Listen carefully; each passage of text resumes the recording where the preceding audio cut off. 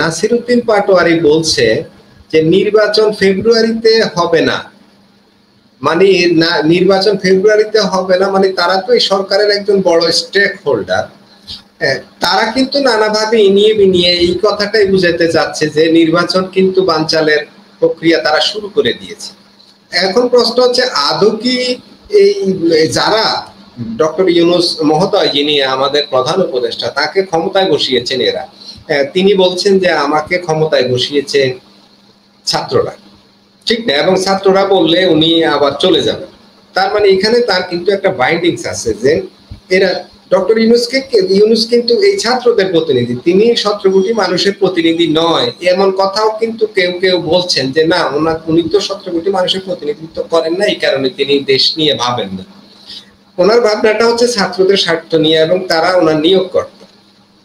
প্রশ্ন হলো এই যে নাসিরউদ্দিন পাটোয়ারিরা বা সার্জিস হাসনাতরা বা আরো তাদের স্টেক হোল্ডাররা নির্বাচন নিয়ে সন্দেহ পোষণ করছেন এবং নির্বাচন বানচালের আকার ইঙ্গিত দিচ্ছেন, শেষ পর্যন্ত কি নির্বাচন হবে?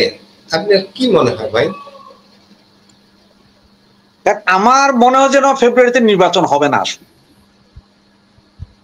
এখন এই যে ডারবি নাসির যে কথাটা বলছে, আপনি দেখেন ডারবি নাসিররা ঠিক আগস্টের 5 তারিখে কক্সবাজার গিয়েছিল, যে হোটেলে উঠছে এখানে সবাই বলছিল যে সেই জায়গায় নাকি আপনার ওই সাবেক আমেরিকান রাষ্ট্রদূত যে ছিলেন এই পিটার ডিহাস তার সাথে বৈঠক করেছে। তার সাথে বৈঠক হয়নি, তবে ওখানে কিছু আমেরিকান লোকজন লবির থাকলো। এটা মূলত তাদের বৈঠকটা হয়েছিল আপনার আরাকানের বিভিন্ন সন্ত্রাসী গোষ্ঠীগুলোর সাথে, যেটা গ্যাঞ্জাম ওদের ভাগবাটোয়ারা এগুলো নিয়ে। পরবর্তীতে এগুলো যখন গোয়েন্দা সংস্থার নজরে আসে, ওরা ওই হোটেল ছেড়ে অন্য হোটেলে যায়। এরপরে দেখেন গত 1 সপ্তাহ ধরে তারা 4 বার আমেরিকান রাষ্ট্রদূতের সাথে কথা বলার চেষ্টা করছে, কিন্তু আমেরিকান রাষ্ট্রদূতের সেই লোহার দরজার তালা কিন্তু খুলতে পারেন। তো গতকাল সম্ভবত বৈঠকটা হয়েছে এই 4 জনের সাথে। তার আগে এই আমেরিকান রাষ্ট্রদূত যে মহিলা যিনি বাংলাদেশে আছেন, উনি সরাসরি ইংল্যান্ডে উড়ে গিয়ে তারেক জিয়ার সাথে বৈঠক করেছে। করার পরে এইটা আবার বিভিন্ন পত্র পত্রিকায় আসছে। এছাড়া আপনার আরেকটা জিনিস দেখতে পান যে পাকিস্তানের যেই ফিল্ড মার্শাল বর্তমানে, উনি আমেরিকাতে বসে বলেছেন যে ইন্ডিয়ার সাথে যদি আবার সিঁদুরের মতো কিছু হয় তাহলে এবার তারা পূর্ব দিক থেকে অ্যাটাক করবে। পূর্ব দিক বলতে কোন সাইড ভাই? পূর্ব দিক বলতে কিন্তু বাংলাদেশ, কারণ ইন্ডিয়ার সাথে পাকিস্তানের বর্ডার আছে পশ্চিম, পূর্বে বর্ডার নাই। পূর্বে আছে কারা? বাংলাদেশ। তাহলে এইখান থেকে অ্যাটাক করতে হইলে সামরিক বাহিনী আইনা, এখান থেকে যে লক্ষ কোটি সামরিক বাহিনীতে ইন্ডিয়ার অ্যাটাক করে সেটাও না, ওটা হচ্ছে আমাদের এয়ার স্পেস ব্যবহার করবে। বোমা আমাদের এয়ার স্পেস ব্যবহার করে, আমাদের এয়ার স্পেস দিয়ে মারবে। তবে যদিও পাকিস্তান এই আমাদের অনুমতি না নিয়ে মারলো, বাংলাদেশের ওই ক্যাপাসিটি নাই যে এগুলো ঠেকানো। তো চতুর্দিকে হচ্ছে একটা গ্যাঞ্জাম, আমেরিকার একটা কিন্তু গ্যাঞ্জাম লাগায় রাখছে। কারণ একজন সেনাপ্রধান সে ইউএসএ যায় এই কথা বলতেছে, আবার সে টুইট করে যে আমাদের উপর আক্রমণ হলে পৃথিবীর অর্ধেক নিয়ে আমরা ডুবে যাবো পারমাণবিক অস্ত্র বিস্ফোরণ ঘটাইয়া। আমেরিকার দরকার হচ্ছে যে পাকিস্তানের এই মুহূর্তে, আপনার যদি একটু বলি, যেমন আফগানিস্তান দখল করার আগে, আফগানিস্তান কিন্তু রাশিয়ার দখলে ছিল। রাশিয়ার দখল মুক্ত করার আগে, দখলে মানে কি, মানে রাশিয়ার কথাই চলতো, তখন কিন্তু রাশিয়ার অনুগত ছিল সমাজতন্ত্র, ওইটাই। তখন পাকিস্তানকে ব্যবহার করা হয়, পাকিস্তানকে ওই সময় $5 বিলিয়ন এইড ফেড দিয়া পাকিস্তানের সৈন্য সমস্ত নিয়ে পরে আফগানিস্তানে অ্যাটাক করে। এই ছিল আমেরিকার খেলা। এখন তারা ইরানের সাথে যে 16 দিনের একটা যুদ্ধ হইলো, যুদ্ধটা কিন্তু শেষ না, যুদ্ধ আবার হবে এবং এটা বড় স্কেল হবে।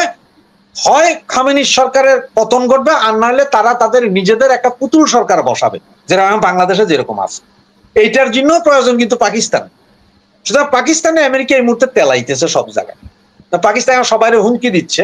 আবার পাকিস্তান অ্যাম্বাসেডার আজকে যদি এটা বলতেন যে উনি খালেদা জিয়ার সাথে যে বৈঠক করছেন বাংলাদেশে, তাহলেও মাইনে নিতাম। বা উনি বিএনপির কোন নেতার সাথে ইউএসএ তে বৈঠক করছেন, সেটাও মেনে দিতাম। তৃতীয় আরেকটা দেশে আমেরিকান অ্যাম্বাসেডার বাংলাদেশের, তিনি তৃতীয় দেশে আইসা একজন ব্যক্তির সাথে কথা বলে গেছে। আপনি এগুলো বুঝেন? ইউনূসরে দিয়ে আমেরিকা যা করাইতে চাইছে, যা পাইছে, যদ্দূর পাইছে, যদ্দূর পায় নাই, এবং বাকি যা যা আছে এগুলো নিয়ে যাতে বিএনপি আর কথা না বলে, ওগুলা যে সঠিকভাবে চলবে, এইসব বিষয়গুলোকে ক্লারিফাই করার জন্যই এই চেষ্টাটা হচ্ছে। আর ইলেকশনটা যে হবে না কেন আমি বলতেছি, আপনার বলি, ইউনূস হচ্ছে বাইডেন সরকারের লোক, পিটার ডিহাসও বাইডেন সরকারের ছিল, তারে আবার এখন এনার্জি রেগুলেটরিং বোর্ডের প্রধান করে কক্সবাজারে পাঠানো হয়েছে। আবার ইউনূসের সাথে সবচেয়ে বেশি রেস হচ্ছে যে আপনার ডোনাল্ড ট্রাম্পের। ওই যে একটা কথা আছে না যে ওদের সরকার বদলায় কিন্তু পলিসি বদলায় না, ওদের পলিসি না বদলায় কিন্তু কেউ কাউরে দেখতে পারে না। ডোনাল্ড ট্রাম্প দেখতে পারে না ক্লিন্টন দেখতে পারে না ডোনাল্ড ট্রাম্প। তো ইউনূস হচ্ছে তাদের লোক। এখন ইউনূসও বুঝতে তার অবস্থা খারাপ হয়ে যাচ্ছে, সুতরাং সে একটা নির্বাচনের দিল যে ফেব্রুয়ারিতে। কিন্তু কথা হচ্ছে ফেব্রুয়ারিতে দিলে এটা তো আবার ঠেকাইতে হবে। এর ঠেকানোর জন্য আবার ডারবি নাসির তাদের ইউজ করতেছে, কারণ ডারবি নাসির তো তার নিয়োগকর্তা, তার নিয়োগকর্তায় 8 জন ব্যক্তি তার নিয়োগকর্তা। ছাত্ররা তো এখন আর কেউ নাই। আপনার এক একজন যারা আহত হয়েছে তাদেরকে নাকি চিকিৎসার জন্য 12 কোটি টাকা করে খরচ হয়েছে। কি আহত, কি 12 কোটি টাকা ভাই? একজন ক্যান্সার পেশেন্টরে 3 বছর হসপিটালে রাখা, 5 স্টার সমপরিমাণ হসপিটালে রাখলেও আপনার 12 কোটি টাকা যায় না। তাহলে এরা কি আহত যে 12 কোটি টাকা এক একজনের কিছু? অর্থাৎ এগুলা কইরা বিএনপি তো বিএনপি এখন কিছুই বলবে না। বিএনপির কথা ছিল একটা নির্বাচন দে ভাই, আমরা তো ক্ষমতায় আসবো। আর জামাত নির্বাচন চায় না, জামাত ফেস হবে না, এখন নির্বাচন চায় না, এটা তারা বলবে না, তারা অলরেডি ধরা খাইছে এগুলো বইলা। তো এনসিপির ডারবি নাসির সব তাদের উঠে দিচ্ছে, কারণ তাদের হচ্ছে ভাই নির্বাচন হোক না হোক তাদের তো সমস্যা নাই, তাদের সবার আমেরিকান ভিসা রেডি, তাদের পয়সা করি আছে, বিদেশে সবকিছু, তারা আসতে চলে যান। ফখরুদ্দিন মঈনুদ্দিন তাদের কি কিছু হয়েছিল কখন? তার তো আমেরিকায় আছে, তার তো আমেরিকান বেস সরকার ছিল তখন। সেম এখন এইটাও নির্বাচন আপনারা যারা মনে করতেন ফেব্রুয়ারিতে, না, গন্ডগোল আরো হবে। এই যে দেখেন আপনারা এই আগস্ট মাস শেষ হবে, সেপ্টেম্বর আসতেছে, অক্টোবর আসতেছে, দেখেন না কি হয়। এদিকে আরেকটু জানতে চাই, সেটা হলো এদিকে ভারত কি বসে থাকবে? তারা প্রতিবেশী দেশ, আমরা যতদূর জানি বাংলাদেশের রাজনীতিতে নাকি ভারত বেশ হস্তক্ষেপ করে কিংবা অনেক কিছু করে বেড়ায়। তারা কি এখানে কোনোটা ইনভলভ হয়ে এখানে কোনো হবে না? এরকম কিছু তো ঘটতে পারে ভাই। এখন এই যে আপনার এই এনসিপি বা আওয়ামী বিরোধী শক্তি যেটা, ওরা সবসময় একটা হাইপ তুলে যে ভারত কিছু একটা করবে, ভারত এই করবে, ভারত সে করবে। আমি ওই দিন আরেকটা টক শোতে বলছিলাম, ওখানে বলছিলাম যে হ্যাঁ, ভারত বর্তমানে ছাত্রলীগের 1000 ছেলেকে বিমান বাহিনী ট্রেনিং দিছে। মানে ওরা F-50 জঙ্গি বিমান থেকে শুরু করে মিরাজ ফিরাজ যা আছে সব চালানোর ট্রেনিং অলরেডি 1000 ছাত্রলীগ কর্মীকে দিছে। তো ওরা ধরেন এই ছাত্রলীগ কর্মীরা ভারতের 1000 যুদ্ধ বিমান আকাশে নিয়ে উড়ে আসবে, ট্যাঙ্ক চালানোর প্রশিক্ষণ দেওয়া হয়েছে 10,000 লোকরে, ওরাও ঢুকবে। সব ভারতীয় বিমান, ট্যাঙ্ক, নৌবহর যা আছে সব এগুলো ছাত্রলীগ আওয়ামী লীগের লোকজন যারা ইন্ডিয়াতে আছে ওদের প্রশিক্ষণ দিছে 1 বছর ধরে। ওরা সব একযোগে আইসা ঢুকবে, ঢুইকা আপনার আকাশে বিমান, মাটিতে ট্যাঙ্ক আর পানিতে নৌবহর থাকবে, এগুলো দিয়ে আক্রমণ শুরু করবে। কারণ এইটা হচ্ছে তাদের হাইপ, তাদের আওয়ামী বিরোধীদের। আরে ভারতের কি দরকার আছে আপনার এখানে? ভারত যেটা পার্শ্ববর্তী রাষ্ট্র হিসেবে ভারত যেটা চায় যে আপনার ইলেকশন হোক fair and fair, no problem, কিন্তু আপনার মৌলবাদী জঙ্গি গোষ্ঠীকে উত্থান করাইয়েন না। কারণ ও তো বড় রাষ্ট্র, ওর বড় রাষ্ট্র হিসেবে ডিস্টার্ব হলে তো তারও ডিস্টার্ব হয়ে যাবে। এটা পৃথিবীর যে কোনো রাষ্ট্রের আশপাশের রাষ্ট্রে মৌলবাদীর উত্থান হলে তারা ভয় পাবে, তারা জোরালো কথা বলে।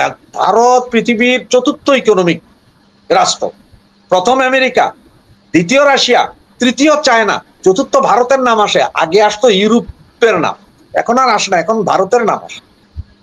কারণ হচ্ছে বিলিয়নিয়ারের যদি হিসাব করেন 900 বিলিয়নিয়ার আছে ইউএসএ তে, তাই ইউএস এর ইকোনমিক শক্তি সবচেয়ে বেশি। এরপরে আছে চায়নার 493 সম্ভবত, ভারতের আছে 207 বিলিয়নিয়ার, মানে 207 জন বিলিয়নিয়ার। যেই দেশের বিলিয়নিয়ার যত বেশি সেই দেশের উন্নয়ন তত বেশি হয়। তো এই হচ্ছে কাহিনী। এখন ভারত, আপনারা যদি মনে করেন যে ভারত যুদ্ধে জড়ায় যাবে আওয়ামী লীগের বসাইতে, এটা হচ্ছে ভুল কথা। আওয়ামী লীগের বসাইতে যুদ্ধে লাগবে না। আর যারা বলে যে এখন আওয়ামী লীগের প্রতি, কেন রে ভাই? এই ইন্ডিয়াতে তো জামাত নেতাদের বাড়িঘর আছে, এই ইন্ডিয়াতে তো বিএনপি নেতাদের বাড়িঘর আছে, ওনারাও তো ঘন ঘন ইন্ডিয়াতে যাতায়াত করতেছেন, দেখা করে আসতেছেন। ওনাদের কথাটা কেন নয়? ওনাদের কথাটা কেন নয়? শুধুমাত্র ওই যে শেখ হাসিনা ওখানে গেছেন এইটা নিয়েই ওনাদের হাইপ। ভারত বৃহৎ গণতান্ত্রিক দেশ, সে আশ্রয় দিছে ওই মুহূর্তে যে ঠিক আছে একজনকে মৃত্যুর হাত থেকে রক্ষা করি আমি, সেটাই করছে।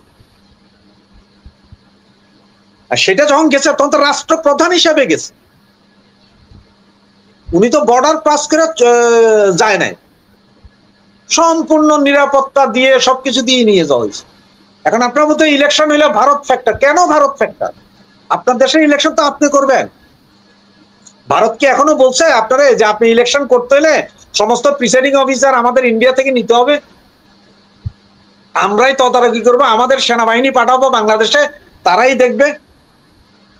এরকম তো বলে নাই ভারত কিছু। কিন্তু ভারত দৃষ্টি রাখবে, আমেরিকা যেমন দৃষ্টি রাখে না সব ইলেকশনে, তেমন দৃষ্টি রাখবে। সবাই দেখবে যে আসলে কি হইতেছে।